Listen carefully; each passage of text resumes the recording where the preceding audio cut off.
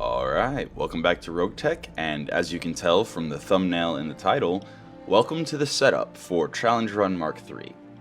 So, we are going to start off setting up the career mode, and the special rules I'll be using, starting off, will be somewhat similar to Challenge Run MkII. We will be, first and foremost, dropping on only challenge ratings that are at least double our Lance rating.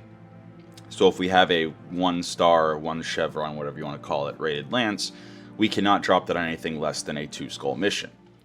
Now, we're going to set parts to assembly for 3, chance for mech recovery to 100%, because for Challenge Run MkIII, if we lose a mech at any point, we're going to scrap it. The only reason the mech recovery chance is going to be at 100% is so that we can get any components that didn't get destroyed out of the mech before it happens. Now, we're going to go down here and skip down to lethality, lethal, and we're going to set all the Mechwarrior progression to fast. Because we are not going to be punching out. We do not tolerate cowards in this playthrough. So if anyone panic ejects, we fire them immediately. And also we're going to set Ronin chance to 100% and pilots per system to 10. Because since we're not ejecting, ever, the only ways we can finish a mission is either success at whatever cost, or losing an objective that is a primary objective and being forced out of the mission, or having every single unit we drop destroyed. And with lethality at lethal, that means we're going to be losing a lot of meat. So, it'll be fairly easy for us to replace our Mechwarriors, and we're going to be relying more on Mechwarrior's skill than on affinity, because we're probably going to be losing Mechwarriors constantly. We are going to jump the commander experience up to max, specifically because we want to get guts on our commander, because if we ever have the commander panic eject, we fire our entire roster out of shame. Like I said, we do not tolerate cowards. Now, to keep the challenge going, we are going to set salvage to stingy, so we're going to still have difficulty getting stuff that isn't just to replace what we've lost. And contract difficulty we're going to just leave at 2. That's fairly easy to deal with as far as planet difficulty, having a little bit of variety but not too wild of variety on each planet. And as I said, we're going to be scrapping any mech we lose in a fight. We're also going to be scrapping any vehicles we lose in a fight, even if they don't get destroyed outright. But any battle armor we will keep the entire playthrough, which means it is very possible at various points that we might end up with nothing but battle armor to drop on missions. So it is a true battle armor playthrough. Also, we can only drop a vehicle, A, that can carry battle armor, and B, 1 vehicle per battle armor that we're dropping. So if we're only dropping 1 battle armor, we can only drop 1 vehicle that can carry that battle armor. And even when we start the campaign, if we have any vehicles that cannot carry battle armor, we're immediately scrapping them. Also, to keep the difficulty higher, our scrap value and our sell value will be set completely to the lowest. Which means we're not going to be able to rely on going salvage for money. So we're going to have to make real choices between C-bills to pay our bills, or salvage to replace what we're losing. And then in addition to that, obviously friendly fire I'm going to leave at all, because I always play with friendly fire on. And in addition to that, we are going to set our mech bay speed to fast, our mech bay armor speed to quick, so that we can actually have units that we work on. But our mech bay C-bills is going to be expensive.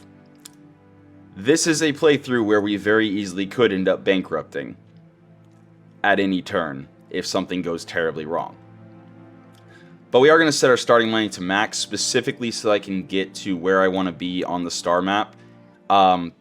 Because the Republic of the Sphere is very central, and based on my experimentation, the Battle Armor Platoon start tends to start in Republic space. I want to start in the periphery, or at least close to the periphery, and the best place I found to scout out was over in Steiner space, in the southwest. I know north and south don't apply, or like the cardinal directions don't apply in space, but you know what I mean when I say on the map, the bottom left part of Steiner space is where we're going to try to start, because there's a couple of planets that are controlled by planetary government. There's several other small like periphery and factions that have arisen out of the collapse of Merrick space. I think it's Merrick space. We'll see.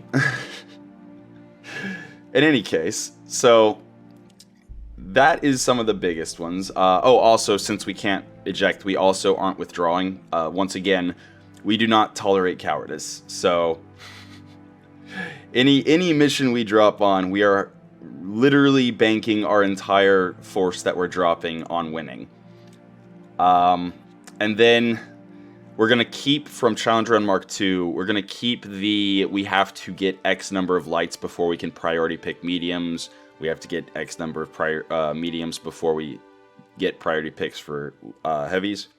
But since we're literally going to be scrapping mechs anytime they drop, I'm not going to require us to have them all at the same time, but I'm going to increase the number. So we have to have built and dropped 15 light mechs before we can build, or before we can priority pick mediums.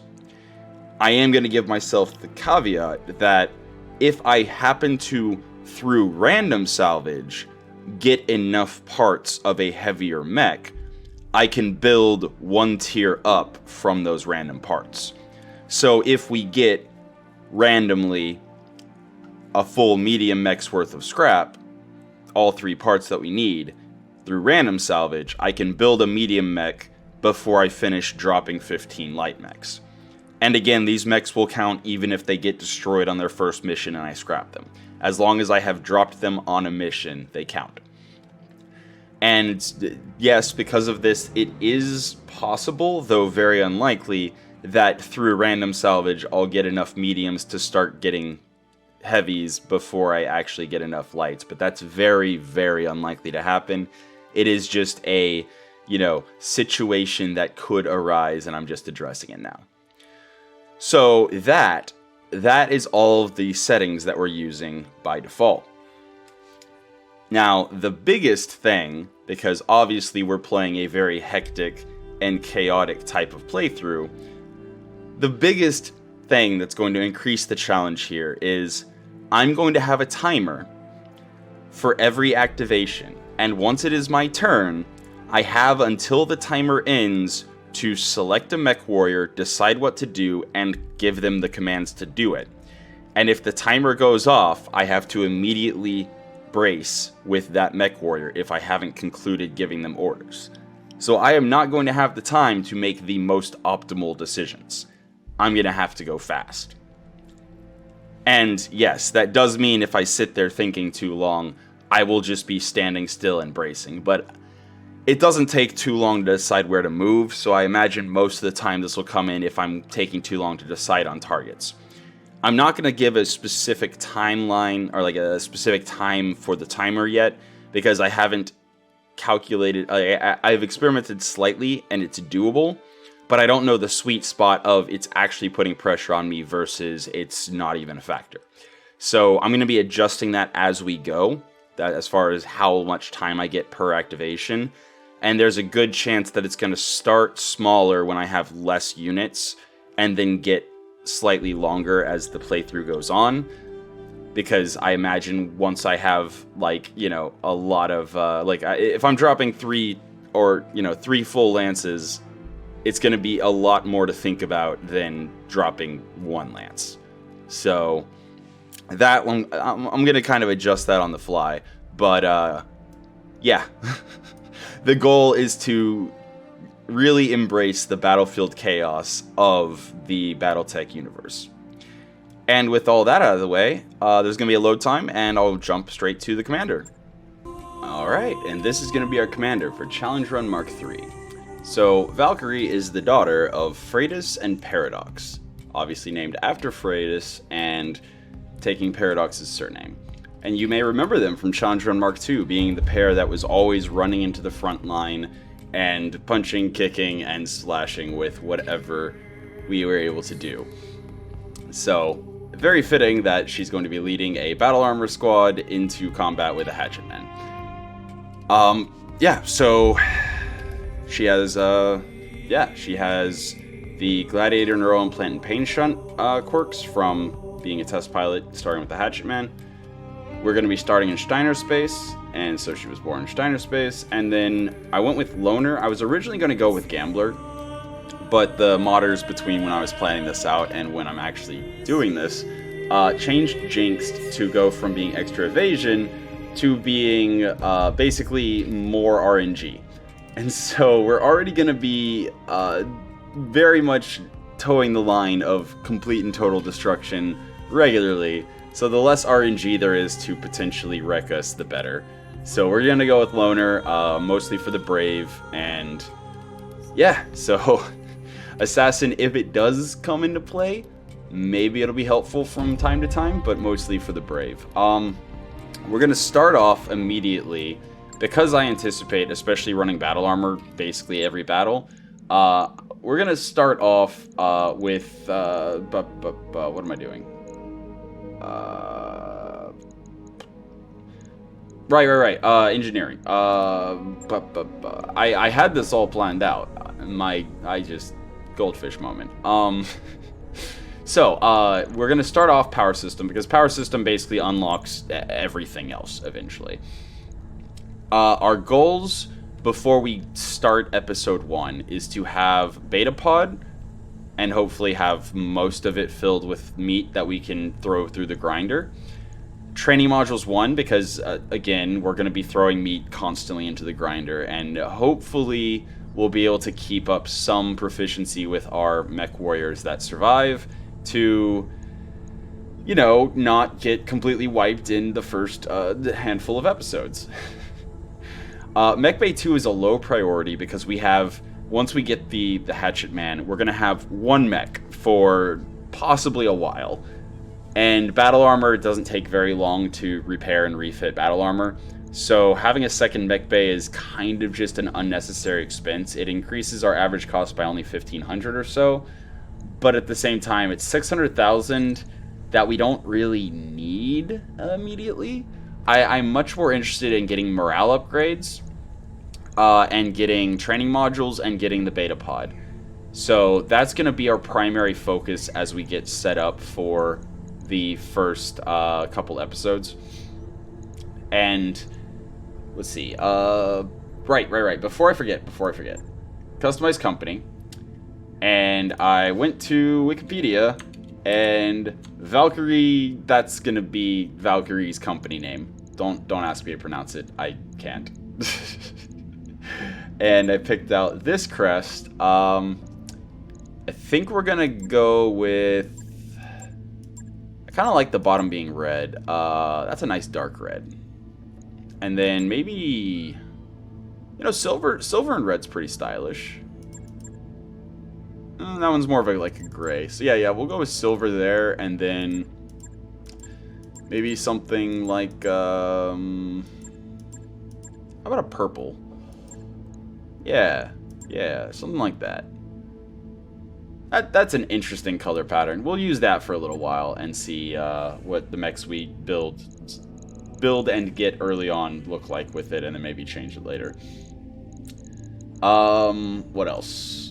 Store. If we have any battle armor equipment, we're gonna need a stockpile of battle armor weapons, because every time one of the battle armor out of a squad gets destroyed, we're gonna lose their weapons. So yeah, these five lasers, instantly buying them.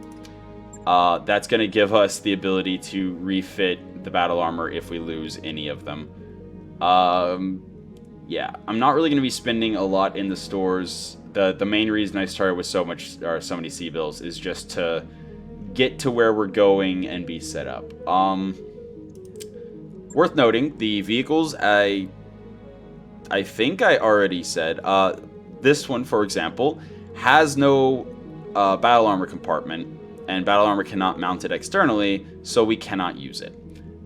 Same with the tanks, like the tanky tanks. We're not going to be able to use them either for the same reason.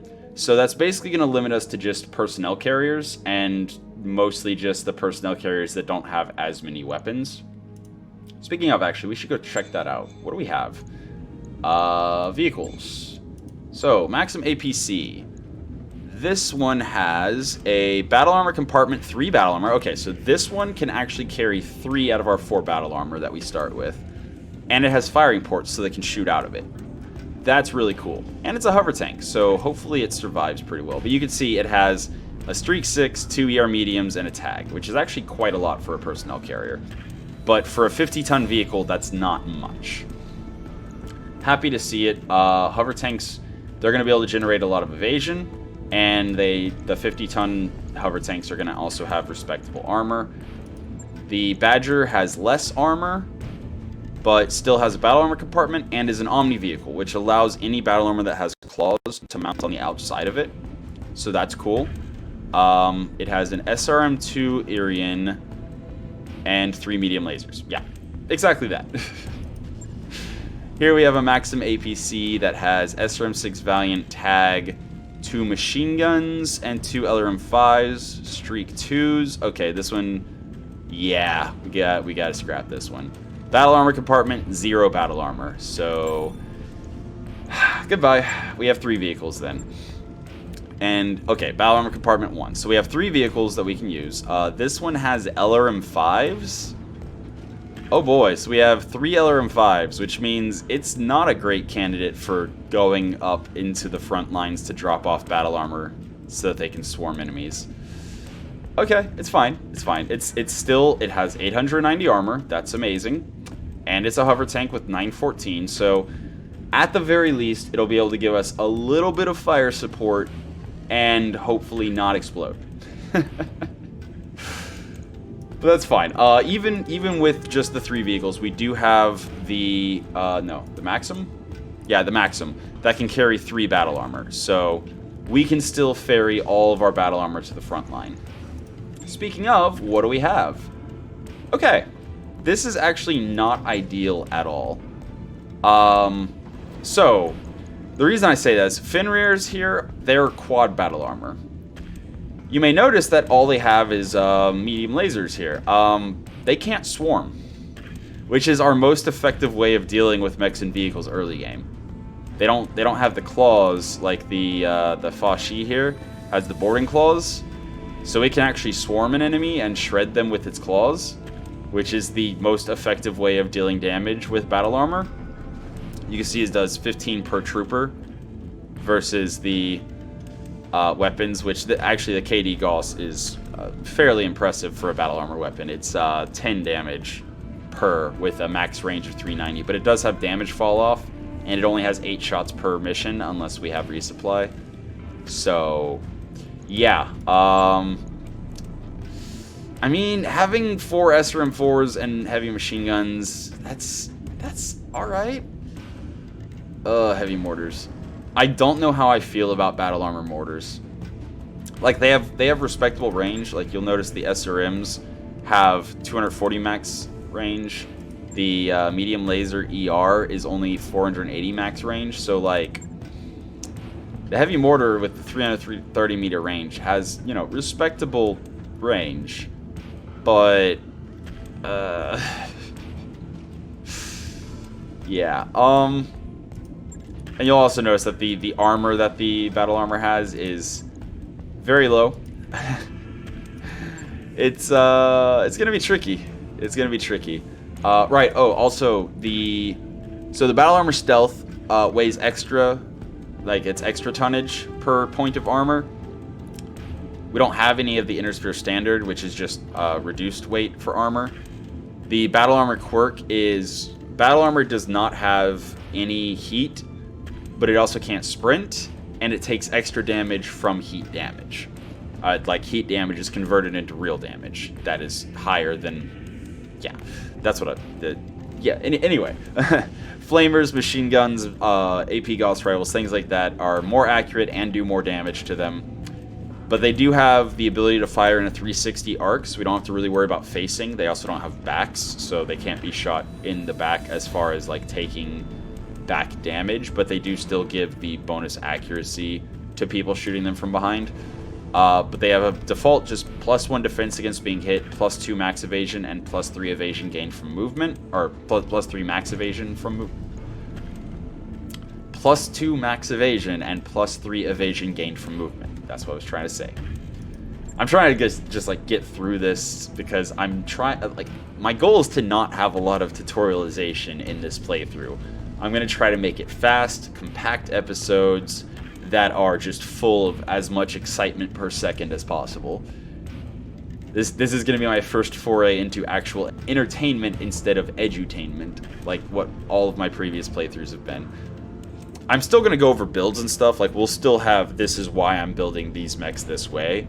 But, yeah, as far as in missions and, you know, if we're just dropping, then it's going to be hopefully quick. In part, just so I don't have to spend as much time recording and editing. Anyway, so quad battle armor has plus... Oh, actually, these have turret mounts. That's actually cool. Yeah, that's awesome. So, turret mount is not a quad battle armor thing, period. Quad battle armor always has the +2 defense against being hit, +2 max evasion, +3 evasion gained. So same as the regular battle armor, but it gets +1 defense against being hit and can't swarm. But these actually also have turret mounts, so +1 accuracy and +1 evasion ignore. Also bonus 20% chance to crit, so that's actually really cool. Okay, so maybe it's not as bad as I thought it was. So they're going to be more accurate, but they're not going to be able to swarm. So, okay. Got it. And then mechs, obviously we don't have any mechs until we get our commander's Hatchetman. Before we do that, though, I already went to the store. Right? Yeah, because I got the battle armor lasers, I think? Something like that. Yeah. And actually, it's taking a minute to load. I should have actually, while I was already looking at the battle armor... Yeah, we already went through this. Yeah, you'll have to forgive me. I'm a little out of it because I'm just coming off of a sinus infection that kind of knocked my brain out for a bit. But yeah, so while we're actually here, we're gonna go in and see. Sometimes battle armor doesn't have full tonnage used. This one does. Bad example. Although actually, okay. I think the ER lasers weigh more than the regular battle armor lasers. They probably also weigh less than the mortars, and I think I'd rather have the lasers than the mortars. So yeah, anyway, so that one's got the maxed out armor. Let's look at this one so that I can demonstrate modifying and refitting battle armor. And this is also going to be a point. So I'm going to drop the heavy mortars. I will absolutely use them if I don't have another weapon to drop into my battle armor. But battle armor lasers, yeah, they are much lighter. Holy, 0.44 versus 0.2. Okay, so we can actually afford to even put... Yeah, we can have 5 lasers instead of 4 heavy mortars. So that's cool. And then we also get armor off on top of that. So, let's increase those all, and then get more on the one that has the 2 lasers. Well, let's still try to keep a little bit of parity. But yeah, I'm fine with that. In any case, so we've greatly increased. Okay, so like that. There we go. Well, I guess I could add that. 3, 1, 2, 3. There we go. So we've greatly increased the armor. We've replaced the heavy mortars with the lasers. So I think this is better? Question mark. The lasers do have a max range of 150, so we're gonna have to get closer.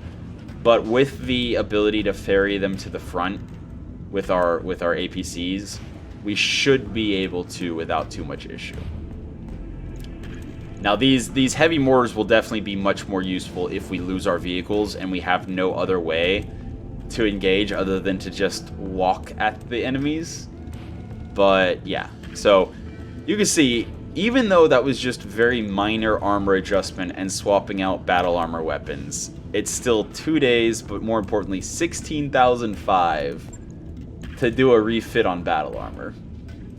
So you can tell once we get to light mechs, it's going to be very expensive. And then on top of that, if we, you know, whenever we get higher up and higher up, the building and refitting any kind of mech is going to be super expensive. I'm actually kind of tempted to also drop the heavy machine guns for armor.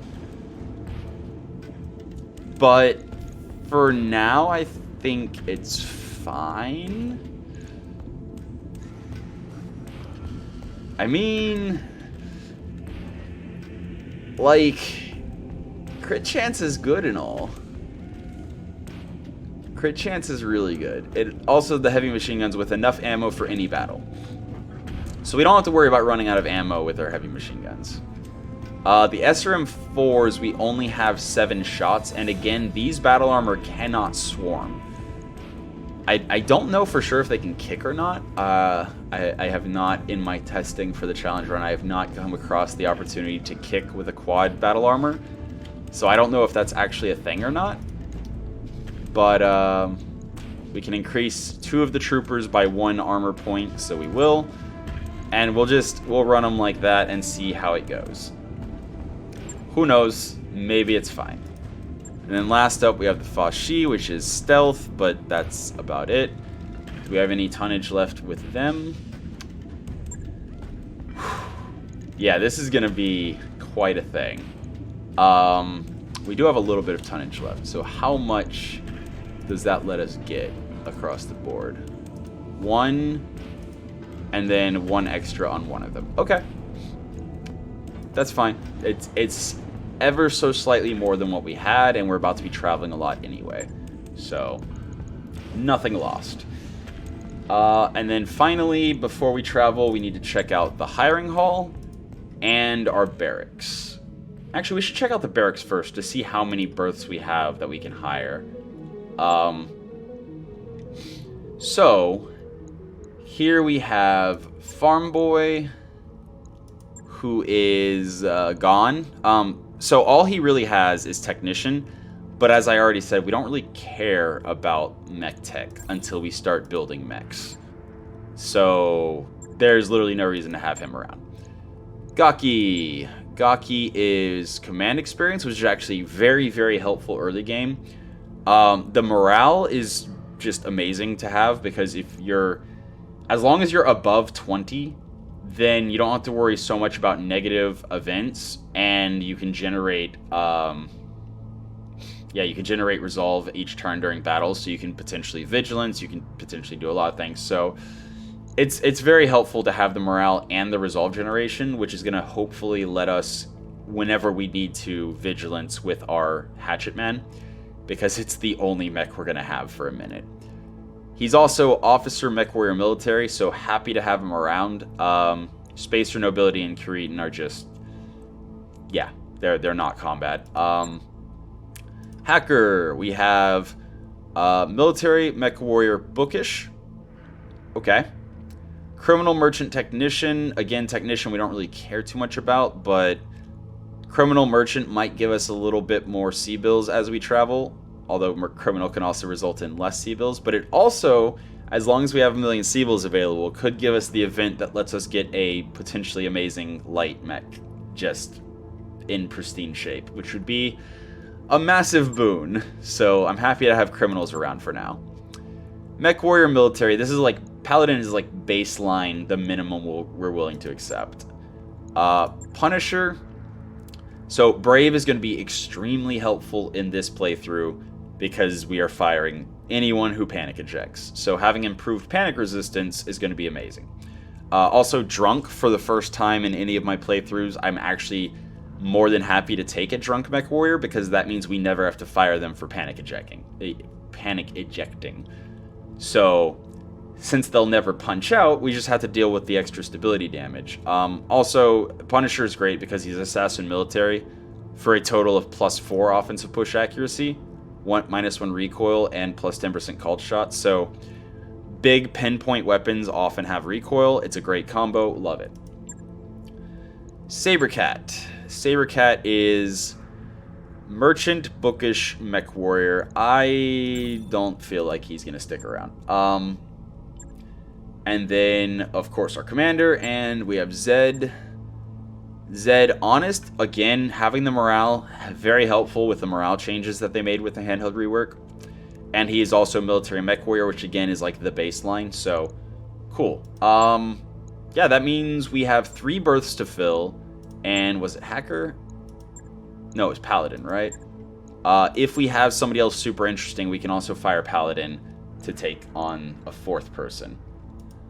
So, the last thing we need to do before we travel and find out what kind of Hatchetman we're starting with, we go to the hiring hall, and we look through the 10 people here. Worth noting, I do not know, off the top of my head, whether battle armor can be piloted by people who can pilot mechs, or if it's just anyone.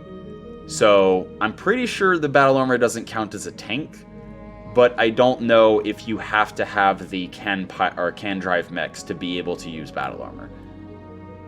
So I don't know if Dozer is going to actually be helpful as far as that goes. But he is dependable, so improved panic resist. Commander, again, very, very good early game. Military. So maybe we hire him if only to test if he can pilot battle armor. Floki is military, Mechwarrior, commander, technician, dependent. Yep, instantly hiring him. Harpy, military, Mechwarrior, commander, spacer. I mean, again, commander is amazing, but I'm going to look through everyone else before I come back and hire her. Helga, military, Mechwarrior, reckless, gladiator, lucky. Love Helga. Great Mechwarrior to have. Nixie, military, Mechwarrior, dependable, honest, technician. I don't think I'm going to instantly hire Mechwarrior, military, dependable. Maybe we'll come back to her.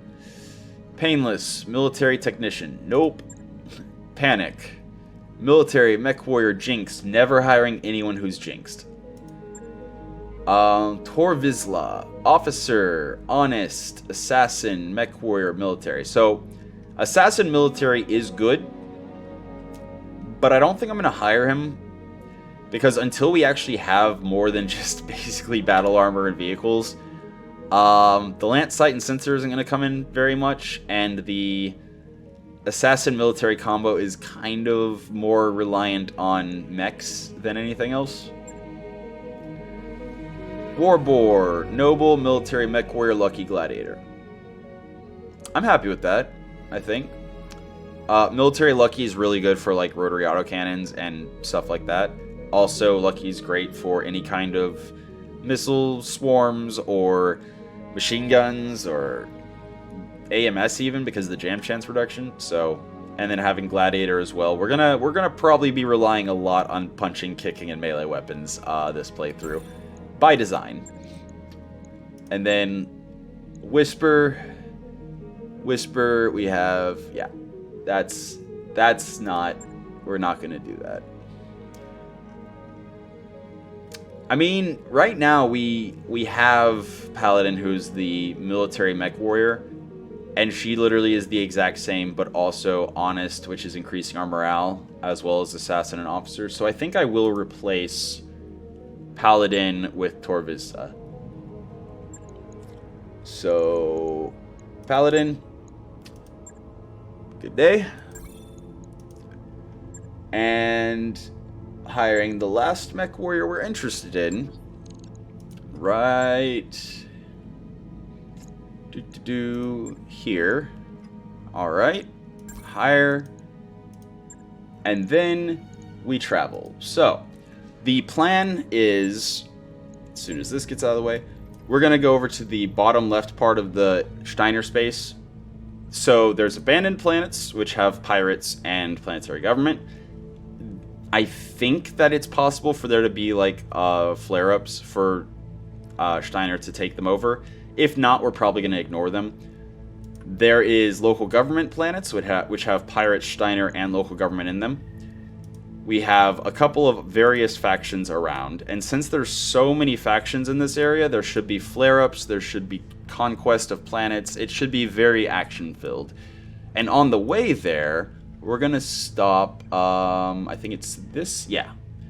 Solaris, the planet, the only planet other than Terra that I actually vaguely know where it's located in the Inner Sphere. So we're gonna stop by Solaris. We're gonna see if we can pick up some stuff to potentially make this Hatchetman better at melee. What did we get? Survey says the 5DD. Which one's the 5DD? Running at full speed towards you. Okay. Which one is the 5DD? Because in my testing, I got a 3X and an F, I think, was the other one. What is this one? This one is... I see an advanced targeting computer. That's interesting. Double heat sink kit. Okay. Oh, it's doing the... I mean, I see TSM and a hatchet and combat shield. Okay, hold on. Let me get the mech bay to work right by trying to go back in again. What is this? So I see the double heatsink kit, the fire control advanced targeting computer, and Rack 2 battle computer. Oh wow. Oh wow. Okay. Yeah. 5-ton hatchet, 5-ton combat shield. So the TSM is going to be very important to keep around. That is why we're able to use the 5-ton combat shield and the 5-ton hatchet. We also have lower melee weapons. We have case 2 for our rack ammo. ER medium laser. So this is interesting. This is very, very interesting. Does the tracking... The tracking battle computer only applies to shooting weapons, right? Or does our melee attack now ignore 1 evasion? Oh man, this is... It has an XL engine, which is actually scary. Because remember, if we lose a side torso, the mech goes down and we have to scrap it. And it's gonna be the only mech we're dropping. Okay, yeah, you know what? I did not know this existed. Okay. So, dropping jump jets. Dropping. Okay. Okay. We're gonna drop jump jets. We're gonna max armor because we cannot afford to even lose a side torso here. Oh, this is gonna be scary. Dropping a melee mech with an XL engine is gonna be so scary. And it's not letting... come on, cooperate. Please cooperate. I just want to finish the setup episode already. There's still... once we get to Solaris, we get to see what's available there, and then bounce to our starting planet. Jump jet. Come on. Okay. You know what? Fine.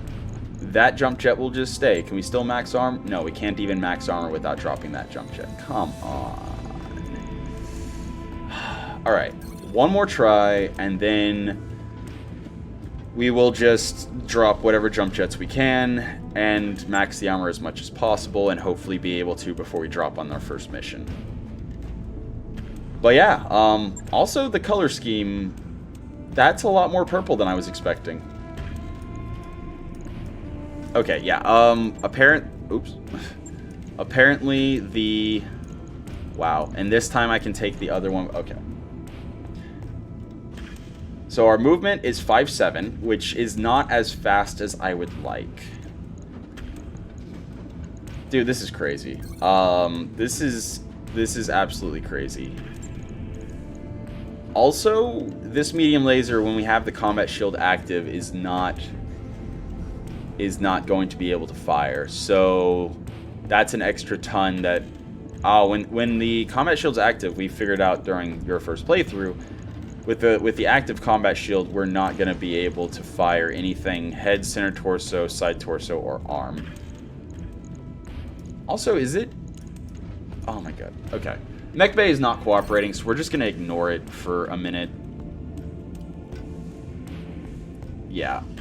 This is buggy. It's something weird is going on. So we're going to wait till all of our Mech Bay work is done with the battle armor.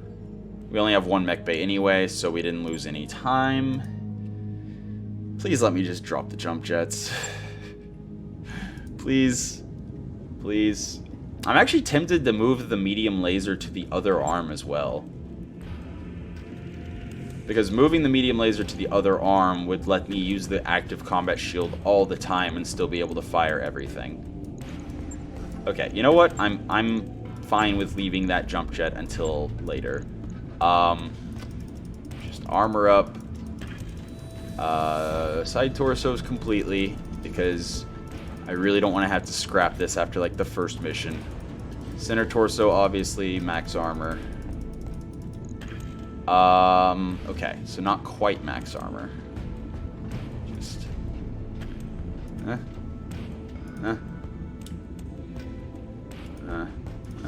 There we go. Alright. Yeah, just adjusting armor at 27,000. Yeah, that's fine. It's fine. Yeah, that's crazy. Okay. So, on the list of priorities is trying to get this Hatchetman to go faster. It's already got some solid defense built in with the combat shield. That's pretty awesome. Also, is the whenever it's done working, I'll look at the TSM, because I think the TSM is actually more than the cockpit hot seat would give if I had a cockpit hot seat. But obviously, the cockpit hot seat would allow us to do extra damage, so it would be a trade-off at that point. Let me just look real quick. But yeah, if we can fight some pirates, get a cockpit hot seat sooner than later, it would let us move faster, get into melee range faster, and also do more melee damage. But regular TSM is times 1.5 melee damage when active, plus 60 meter walk distance when active, and increase... Okay, so no, cockpit hot seat is literally the same as TSM, but it's activatable instead of you have to generate heat enough to activate it. Okay. So yeah, cockpit hot seat is the immediate upgrade we're looking for if we can possibly get it. Can I drop that now? I cannot drop that now? Okay, that's fine. I'll drop it later. I will drop it later. But yeah, cockpit hot seat, upgraded sized engine core would be cool. And this is the only mech we have to work on, so we're not really worried about, like, mech components and stuff like that for the most part until we get light salvage that we can cobble together into our first built mech. Yeah, I'm actually so scared dropping a XL engine in the only mech on the field. But it's fine. It's fine. So, I don't know. Regardless, we'll deal with that when the time comes, when we're ready to drop on our first mission. Right now, we have everything that we can do in the mech bay done. So, one more day on the power conduits. Beautiful. Alright, the next thing that we're going to build, so we got 16 days till Solaris. Definitely need to rush the structural repair. And then after that, we might have to chill on Solaris a minute before the beta pod is available. Unless in the off chance that there's nobody we want to hire on Solaris, which would be weird. Okay. Cool. So, bowling in the barracks hallway.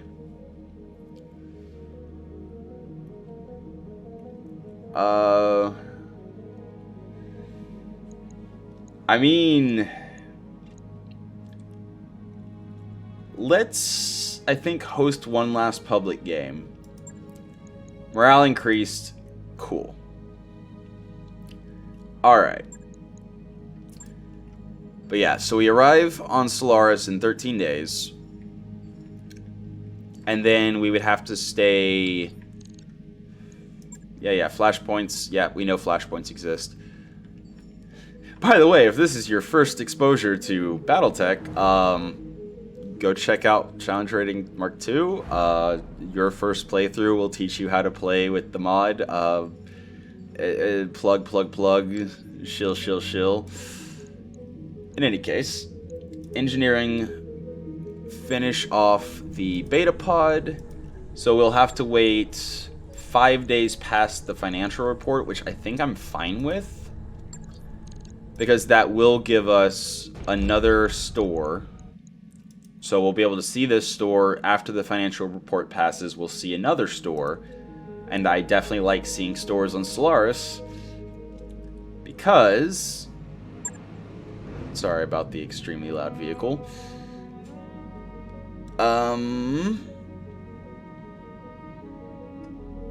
Store. There we go. See if there's any vehicles that can carry battle armor, because once again we only have 3, but by the rules we can actually drop 4 tanks as long as we're dropping all 4 battle armor. But no. Sprint VTOL C3. Nope, no battle armor bay there. Sprint VTOL ML. Nope, no battle armor there. Also, I don't know what happens if a vehicle explodes with battle armor inside of it. And also, yes, we can absolutely buy a light mech rather than build one if we have the C-bills for it. That's part of the reason why I set up the scrap sell value so low, so that we, again, have to make meaningful decisions between building up our funds and getting stuff. Because it is actually going to be viable to buy tonnage of, or like, weight class of mech that we've unlocked already. Oh, and vehicle. I'm pretty sure I didn't mention the vehicle also is following the tonnage unlock rules, so we're not going to be able to buy or build a medium vehicle, or we're not going to be able to buy or priority pick medium vehicle parts until we've dropped 15 light mechs into battle. So, yeah. Again, this is a very battle armor focused playthrough, but at the same time it is still a mech focused playthrough, because vehicles, in my opinion, just make the game easier. And that's not the point of the challenge runs. This would be a really, really nice Kodo to have. Narrow, low profile, so extra defense. It doesn't say what the movement is, really? Huh. But with that many squares in movement, it probably generates max evasion. But it also has an XL engine, so all it would take is like 1 hit on side torso to have to scrap it, so it's definitely not worth the 8.8 million. There's no battle armor equipment. There's an exchanger, but we don't really need an exchanger. 8-ton mace.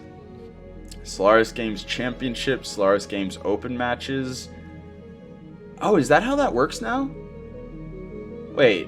So is it just not a random event anymore? Now it's you buy this from the shop and then the event pops up letting you buy the whatever it is to open up the Solaris games for you. I mean, again, we don't have a light mech, so yeah, I don't think dropping our Hatchetman on Solaris. Actually, can you even drop on medium Solaris matches without having completed the light championship? I don't know. But I'm not willing to spend a ton of C-bills doing that. Also, I totally need to see if there's a default built-in hatchet. Oh, mag pulse ammo. I do love my mag pulse ammo. Let's look real quick, actually. See if see if the mech bay is cooperating now with our Hatchetmen. Because most Hatchetmen have a built-in hatchet 4 tons on the right arm. And this one does as well. So we can have a hatchet 4 ton. Even if we lose the right arm and lose the hatchet 5 ton, we'll still have a hatchet 4 ton to put on there. And the Vibrasword 6 ton would be too heavy to use with the combat shield. So, interesting. Interesting. Let's see. And also that means anything under 4 tons we don't really care about, because anything under 4 tons would be weaker than the hatchet that is default if we lose our 5-ton hatchet. So we have absolutely zero reason to buy the 3-ton Vibrasword, and we don't have the tonnage available to run the 10-ton Vibrasword, although the 8-ton we would be able to run if we drop the combat shield. It also has -1 accuracy, so our most powerful form of damage would be less accurate, which is risky, to say the least. But if it was an 8-ton Vibrasword, I would be a little tempted to maybe buy it just to have sitting around. But it's 1,000,000 C-bills without the ability to immediately use it unless we want to drop the shield that's going to give us the survivability to maybe not explode with the XL engine. So yeah, I'm going to hold off on anything. There's actually no rush to go to the hiring hall and hire people as well. They'll just increase our financial report costs, and they're still going to be there after the financial report. So let's let that tick over, first and foremost. Alright. That's one good thing about having, like, no mechs, and battle armor doesn't exactly have a very high upkeep. Like, the Fenrir, yeah. The Fenrirs are like 1,600-1,700. Where is the Fashi? Oh wow, the Fashi actually has a almost 5,000 C-bill upkeep. That's kind of crazy, actually. Huh. It must be pretty valuable then. Alright, so now that the financial report ticked over, we check the store again. See if we get super lucky, there will be a hot seat cockpit. And that would be so much, like, an almost 50%... Well, then again, we wouldn't be able to use it very often with our commander until we get higher piloting. Wait. Okay, so is that a different Kodo, or did it just happen to re-roll another Kodo? Warrior... I'm specifically looking to see... Nope, it cannot carry. I know there are some VTOLs that can carry battle armor, and I'm kind of curious how that works, because I've seen them. I just haven't had one. Okay, ammo spammy, I believe is... Yeah, ammunition supplies for on-field ammo resupply. And it can carry battle armor. So any battle armor weapons that have limited ammo, we could potentially resupply them with this Prowler. But that's 2.6 million C-bills. Oh boy. Chopperalls never carry infantry, I'm pretty sure. I don't think the big, like, scary tanks that carry massive payloads, or the ones that have, like, tons and tons of armor, I don't think they're able to... Yeah, infantry compartment, 0 battle armor. So...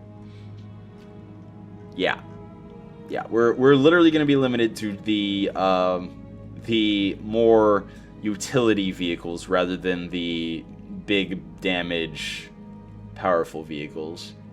AC-10 prototype is interesting. Ooh, Plasma Lance.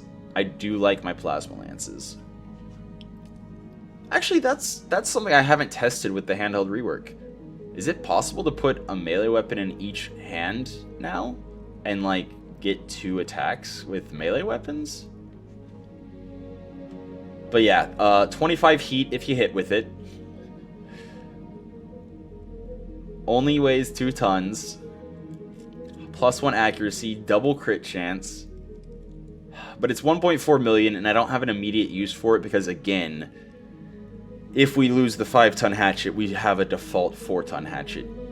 Battle Fist, again, we guaranteed have a hatchet unless we destroy, unless we lose the Hatchetman, we'll always have a hatchet. Extended ECM. Interesting. We don't have the carry capacity for it because I think we have like 0.8 available. But yeah, it's a ECM that takes a specialist slot instead of tonnage. Interesting. Mechanical jump system. Alright, interesting. Yeah, mechanical jump system used to be super overpowered, but they kind of nerfed it into the ground. But, like, understandably so, because it was way too powerful. No heat generation, just jumping further than regular jump jets could possibly bring you. Yeah, now you can only jump directly forward. You can't rotate your facing. Like... So, yeah. And then also, you just deal less damage after jumping. That's hilarious. I think this neural implants appointment thing is when you need to add neural implants to a Mechwarrior. Peel and stick armor is actually kind of interesting. 0.1 tons. And adds 8 armor, repairs 2 armor after taking damage. So it just increases your armor by 8 and then also heals your armor every time you take damage. So every round where you take damage, you just restore 2 armor. And then if it explodes, it's 8 damage, which is the same amount of armor that it adds. I think I'm actually going to buy all of those. Yeah, it's 400,000, but if I can save some tonnage by getting like Pharaoh or something on my Hatchetman, I would love for it to also repair itself. None of this is interesting. Upper recoil, quick sell, not interested. Yeah. -3 recoil in the equipped location, but also -1 accuracy in the same location. So... And plus 2% jam chance. Yeah. I think that's kind of... But then again, if we lose the Hatchetman, our commander is definitely a melee build. Through and through. And will be our entire playthrough. Am I willing to spend 1.4 million to have a backup weapon that we can throw on a light mech as long as we get a light mech with hands?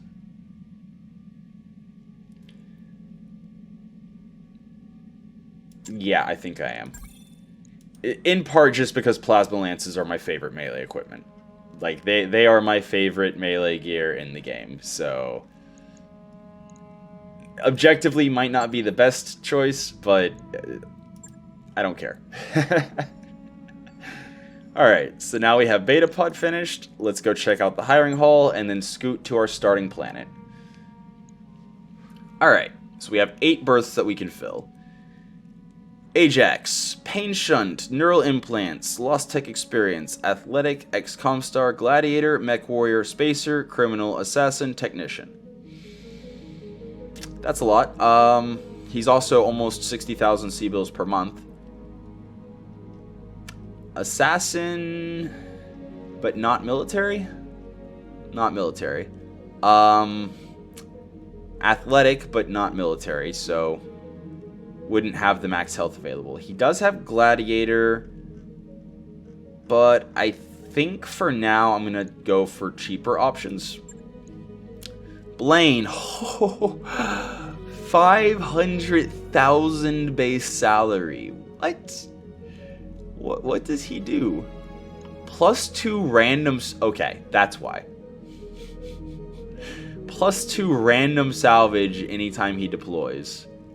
Increases C-bill pilot upkeep by 450,000. Late game, that's a heck of a deal.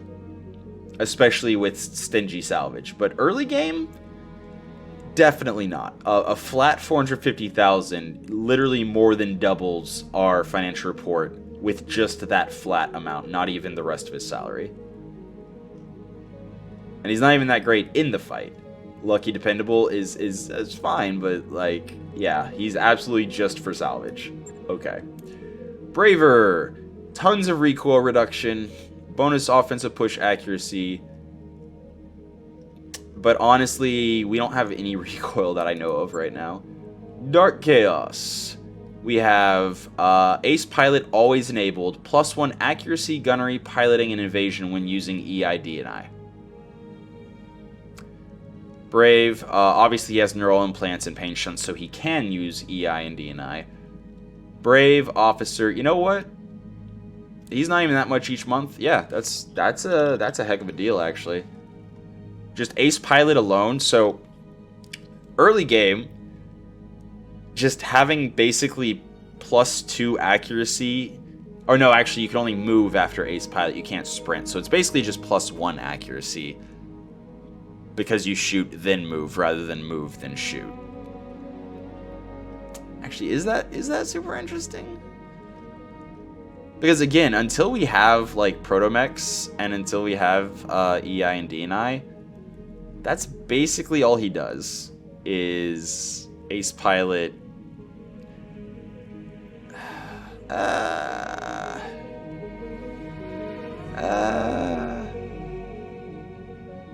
Well, it does allow one other thing that I really love.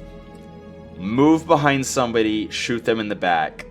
Then, the next round, shoot them in the back and then move away. So I think I will hire him, if only because I have 8 extra berths. Avend. Cautious, military, criminal, reckless. Okay, so since evasion is 1 difficulty per evasion, reckless and cautious basically cancel each other out as long as the enemy has at least 1 evasion. That's not being ignored elsewhere or other ways. +1 evasion generated makes the max evasion more likely to actually matter.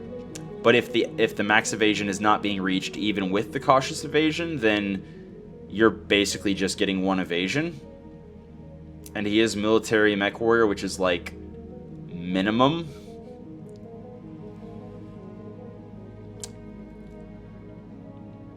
Especially since battle armor comes with a default +2 max evasion, +3 evasion gain from movement. So if he does generate an extra evasion and reduce a max evasion that's not being used, that's actually a significant boon for battle armor. I'm gonna hire him. Again, we've got 6 more berths left after all that. Glitch. Brave Criminal. Sorry, Glitch. Herald, military Mechwarrior technician. Nope. Jamie. Roguetech crew, 25% chance to nerf or buff your C-bills by 2500. Code Monkey, +7 heat sinking, +1 evasion, +0.5 medtech. Interesting. I'm not gonna hire Jamie because 148,000 base salary. Oof. But this is +1 heat. Wait. +1 heat per shot, 15%. Is that +1 heat damage that you're dealing? But no, it says +15% heat damage. So it just makes the weapon shoot whenever it's shooting. It generates 1 additional heat.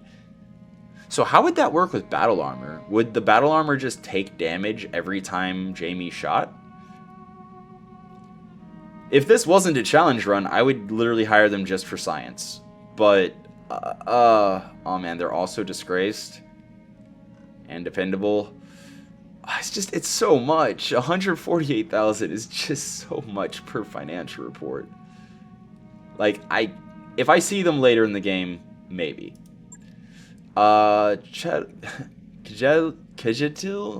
I don't know how to say it, but military. Wealthy's actually interesting because we're gonna have so many people in the mech or in the barracks that might not be seeing much action until somebody else gets injured. So just having somebody that's cheaper to have around, and he is also military Mechwarrior, so he's got solid base, and then athletic, so he's got the max health possible.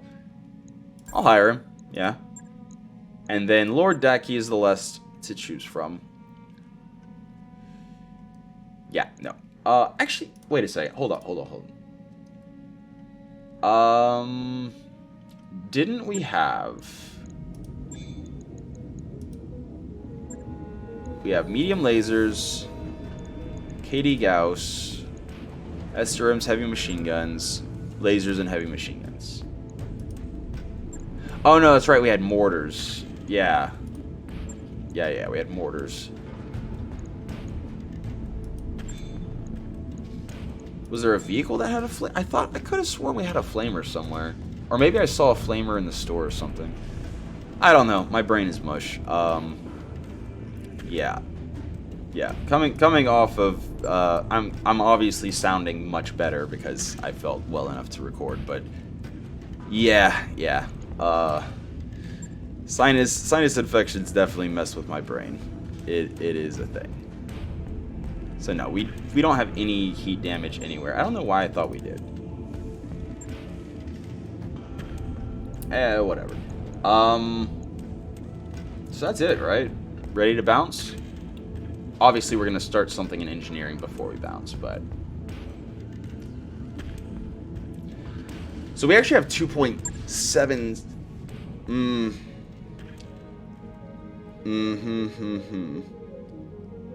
So, 2.75 million.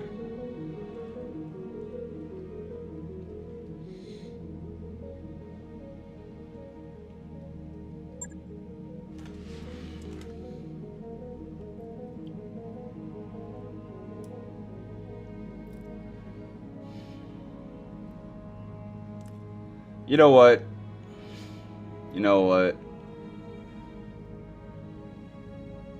We have 2.75 or 2.7, almost 7 million. I'll spend the 100,000 for the Battle Fist. If nothing else, it gives us something we can use if needed.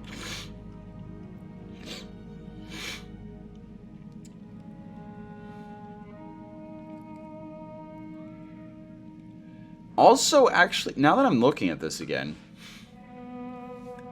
so passive ECM of 2 reduces enemy jamming by 3, can be turned active to still provide a shield of 1 and reduce enemy jamming by 1, but also jam enemy by 1 and reduce jamming on allies by 1. And the fact that it's 2-ton carry capacity means that we could put it on a 20-ton mech. Anything that's 20 tons or heavier would have 2 carry capacity. So we could have a light mech with ECM without having to spend a ton to get... This is basically the equivalent of a standard ECM. Close enough, anyway. Which would be a 1-ton, which on a 20-ton mech would be a lot. Yeah, I'm gonna grab it. The exchanger's too expensive. I'm not willing to spend that much on something I can't use yet. So, yeah, engineering, pick an upgrade, and then travel on. Definitely gonna grab. Ooh, we're actually discouraged. Okay.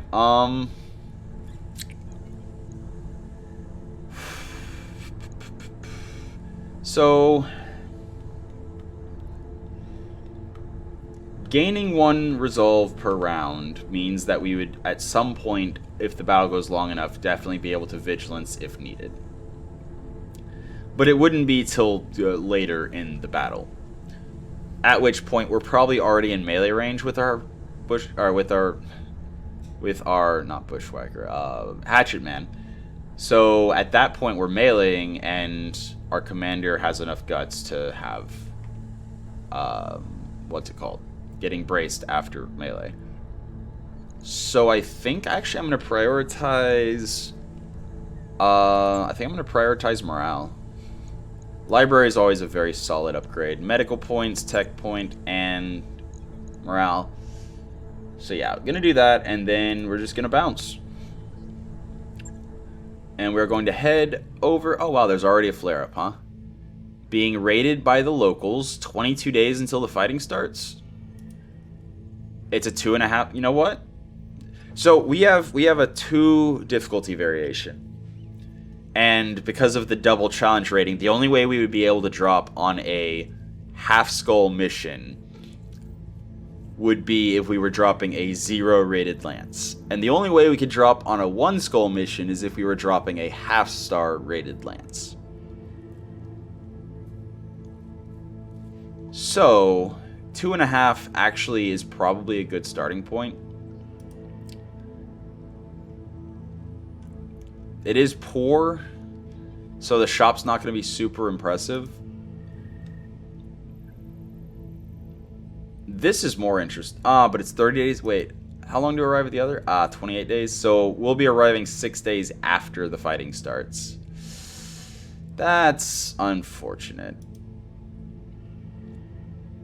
And here, this is a more interesting planet to go to. We have manufacturing, mining, moons, research, rich.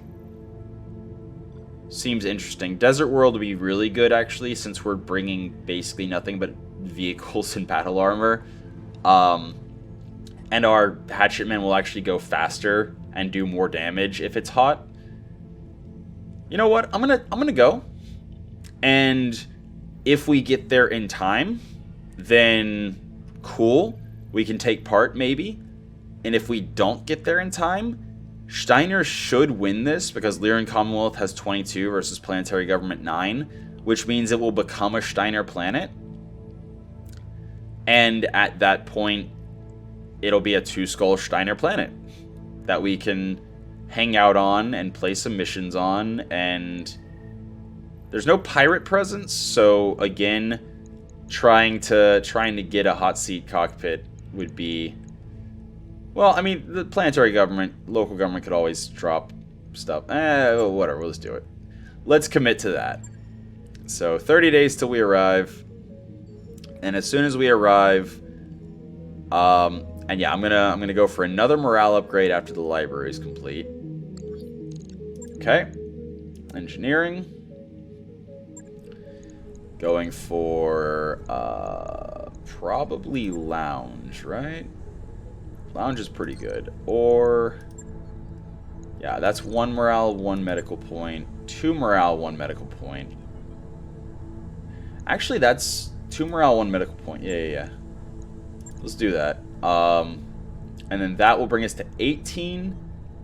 And then if we get the lounge, that'll bring us to 20. And then we'll be at just the right spot to go and start, you know, playing missions. Yeah, sure. Athletic, nice. So Helga now has +1 health. And is military, so she's got 5 health. Cool. Love it. This is going really well so far, I say before dropping on the first mission and probably getting wrecked. Excuse me. Yeah, the cough should be gone before I record for Monday. Probably. Most likely. Just a little bit of one left. Here's the financial report. Gymnasium's finished. And 460,000 is... I'm still shocked that it's 460,000. And that's like nothing. That's nothing. I mean, it is based on, I believe, the value of stuff that you have. So it makes sense that since we mostly just have vehicles and battle armor, that it would be cheap. Lounge. Yep. Lounge. Cool. So we're going to have a nice comfy place for our Mechwarriors to hang out. And they should be pretty content. Here we are. We are now on the 2-skull planet. Right now, what is the current... That's interesting.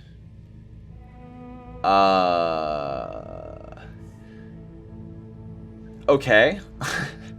Is that a hover tank sitting in your star map there? Interesting. Yeah, this is all kinds of jank. you know what? We're on the planet where we're gonna start. So I'm gonna say that we're done setting up, and next Thursday we will start episode 1. We will drop on our first mission and hopefully not immediately lose our only mech. But for now, that's been your episode of Roguetech for the day. I hope you enjoyed it, and until next time, have a good one.